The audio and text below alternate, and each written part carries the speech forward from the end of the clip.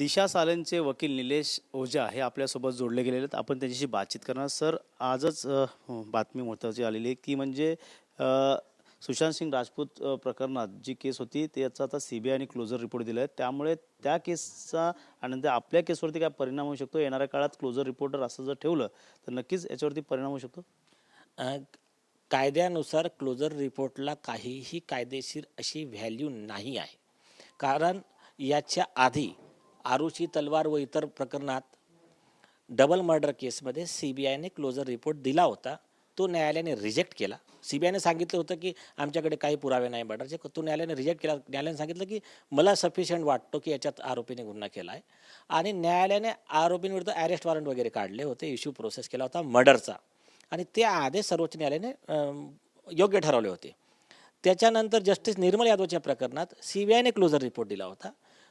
तो न्यायालयाने रिजेक्ट केला आणि त्यांना आदेश दिले. त्याच्यानंतर CBI त्यांना सांगितलं की पुन्हा इन्व्हेस्टिगेट करा.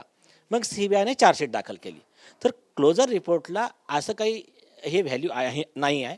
म्हणून त्याच्यावर त्याचा दुसऱ्या केसेसमध्ये परिणाम होणार नाही एक. आणि जर राहिला दिशा साले यांच्या केसचा विषय, दिशा साले यांच्या केसबाबत 2022मध्ये CBIने स्पष्ट केलं आहे. यांनी तेव्हा आनंदोत्सव साजरा केला होता की CBIने दिशा साले यांच्या केसमध्ये आदित्य ठाकरेंना क्लीन चिट दिली आहे. CBIने प्रेस नोट काढून सांगितलं दिशा साले यांची केस आम्ही इन्व्हेस्टिगेट करत नाही आहे. तो अँगल वेगळा आहे, हा अँगल वेगळा आहे. आमचा कुणालाही क्लीन चिट देण्याचा प्रश्नच उद्भवत नाही, ही ऑन रेकॉर्ड त्यांचं म्हणणं आहे. म्हणून दिशा साले यांच्या गँगरेप आणि मर्डरमध्ये आदित्य ठाकरे असो किंवा त्यांची गँग असो यांना कोणताही फायदा होणार नाही. या चक्रवर्तीला देखील क्लीन चिट मिळालेली आहे असं देखील बोलू शकतो का? मी तेच तर म्हणतो, याला क्लीन चिट म्हणू शकत नाही. हे CBIचं ओपिनियन आहे की सफिशियंट इव्हिडन्स नाही आहे.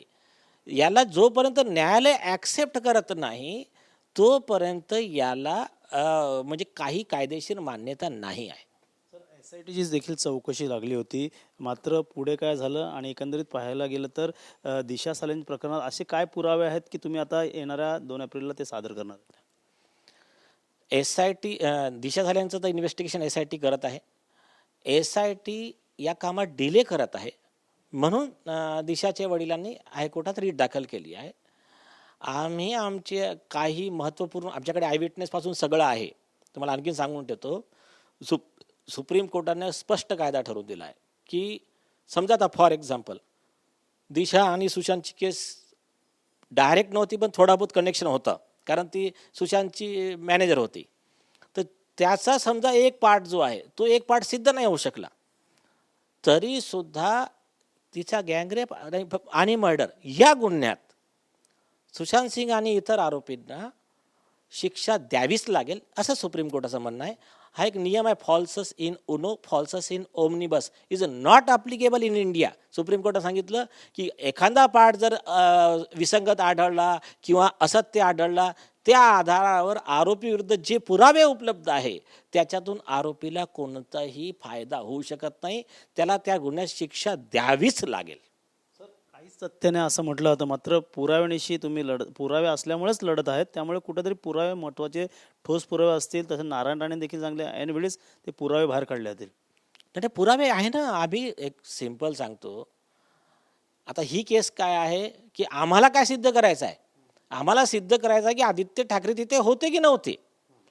ते सिद्ध करणारे मोबाईल टॉवर लोकेशन आणि केस फाईल आहे. इमानदार पोलीस अधिकाऱ्यांनी जे आम्हाला ज्या गोष्टी दिल्या आहेत ना ते ऑन रेकॉर्ड आहे. आणि समीर वानखेडे साहेब आता 2 तारखेला त्यांचा ॲफिडेव्हिट आणि त्यांचे पुरावे देणार आहे. एक आय विटनेस आहेत आमच्याकडे. आणि तिसरं, स्वतः उद्धव ठाकरे गटाचे शिवसेनेचे प्रवक्ते किशोर तिवारी यांनी सगळ्या प्रसारमाध्यमासमोर ॲक्सेप्ट केला आहे. त्यांचे व्हिडिओ पण आहेत की हो त्या दिवशी आदित्य ठाकरे तिथे हजर होते आणि आम्ही आमचे पोलीस यंत्रणा मॅनेज करून त्यांचं नाव काढलं, नाहीतर त्यांना अटक झाली असती. हे ऑफिशियल स्टेटमेंट आहे. आता जबाबदारी येते बघा, 106 ऑफ एव्हिडन्स ॲक्ट काय म्हणतो की तो व्यक्ती तिथे होता. आता आरोपीची जबाबदारी आहे की तिचा जो मृत्यू झाला तो कसा झाला ते एक्सप्लेन करायचं. त्यांचं जर एक्सप्लेनेशन खोटं असेल तर खोटं एक्सप्लेनेशनच्या आधारे त्यांना मर्डरच्या आणि रेपच्या या केसमध्ये शिक्षा होऊ शकते, फाशी शिक्षा होऊ शकते, असे सुप्रीम कोर्टचे जजमेंट आहे. तर आम्ही आता सिद्ध केलं.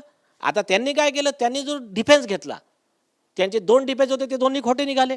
पहिला सांगितलं की मी तिथे नव्हतोच, ते खोटा निघाला. दुसरं सांगितलं की त्या दिवशी मी माझ्या आजोबा वारले होते, माधव पाटणकर, तर मी तिथे होतो आणि ते ॲक्च्युली वारले होते 14 जूनला. तर ह्या गोष्टी जेव्हा बाहेर आल्या तर false defence is additional proof against the accused हा बेसिक कायदा आहे. तर या आधारात मी म्हणून सांगतोय की बाकीचे आमचे सिक्रेट एव्हिडन्स बाजूला राहू द्या तुम्ही. फक्त ऑन रेकॉर्ड जे एव्हिडन्स आहेत त्याच्या आधारावर त्यांना फाशीची शिक्षा पण होऊ शकते. तर म्हणून मी म्हणतो ते लोकांना मिसगाईड करून आणि पूर्वाग्रह असा क्रिएट करून त्यांना आनंद साजरा करायचा तर करू द्या. सगळं न्यायालयात जे होणार आहे ते होणार आहे. और पब्लिक हे सब जानती आहे. म्हणजे हे ॲक्च्युली काय आहे की ज्या मुलीच्या पित्याचा म्हणजे ज्या मुलीचा असा एवढा अत्याचार झाला, खून झाला, तिचा पिता न्याय मागतोय. हे धनशक्ती विरुद्ध जनशक्तीची लढाई आहे, कॉमन मॅनची लढाई आहे आणि सत्य परेशान होऊ शकतं आहे, पराजित नाही. मात्र आय विटनेसवरती पाहायला गेलं तर कुठं दबाव पण येऊ शकतो येणाऱ्या काळात.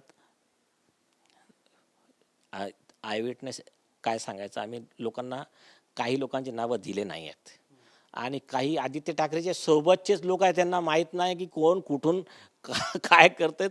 वाट बघा. शक्यता म्हणजे केस अशी बनलेली आहे की उद्या चालून स्वतः म्हणजे फिर्याली त्याला जरी वाटलं की मला याच्यात कॉम्प्रोमाइज करायचं आहे, की म्हणजे बाबा मला भीती वाटते, मला त्रास होतोय, की मला नाही चालवायचं प्रकरण पुढे, तरीसुद्धा या केसमध्ये आरोपी वाचू शकणार नाही, एवढं मटेरियल ऑन रेकॉर्ड आहे.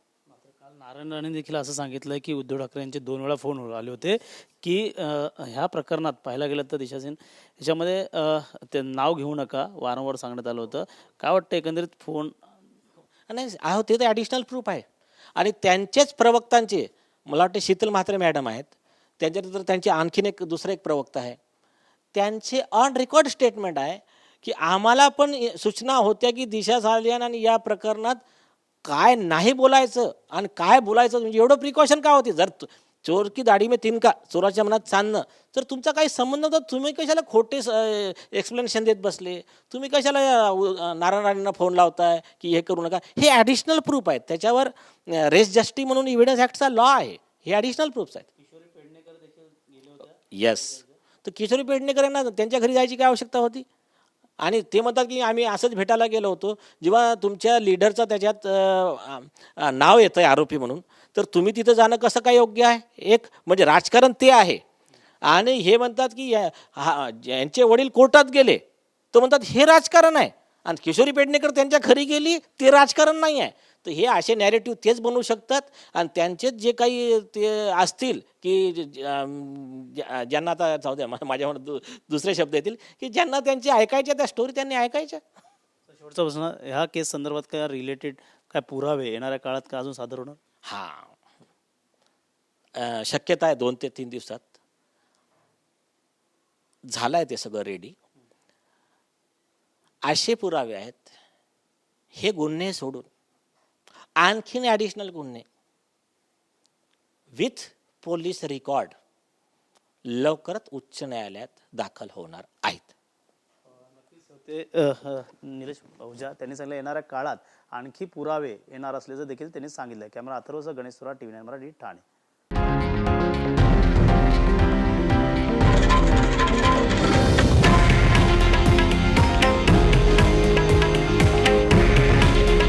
हे आहे देशातील नंबर 1 न्यूज नेटवर्क आणि आपण पाहत आहात TV9 मराठी.